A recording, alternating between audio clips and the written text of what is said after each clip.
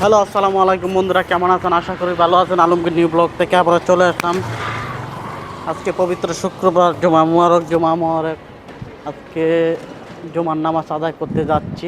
আলহামদুলিল্লাহ কইতে কইতে সামনেই এসে বললাম মসজিদের কাছাকাছি। আমি সামনের দিকে যাচ্ছি। আর পবিত্র শুক্রবার হলো বাংলাদেশে ফ্রাইডে ছুটির দিন। পবিত্র শুক্রবার মুসলমানদের জন্য একটা হজের মতন। এই শুক্রবার আমরা সবাই 5 ওয়াক্ত নামাজ আদায় করি এবং মসজিদের দিকে যাচ্ছি। এই মসজিদের ভিতরে আসলাম, আইসা দেখতাছি হুজুর আসতেছে। এই যে এখন হুজুর আইসা মিম্বারে বসবে। এই যে দেখতেছেন হুজুর আসছে, মিম্বারে বসছে। বসার পরে হুজুরে অনেক বয়ান করতেছে রমজান মাস ফজিলতে, কি আমল করলে কি হবে, অনেক গুরুত্বপূর্ণ আলোচনা করে। হুজুরকে আমার অনেক ভালো লাগে। হুজুরে আল্লাহ নেক হায়াত দান করুক। যাক, আলহামদুলিল্লাহ নামাজ শেষ করে আবারও বাসার দিকে ফিরতাছি, বাসার দিকে যাচ্ছি।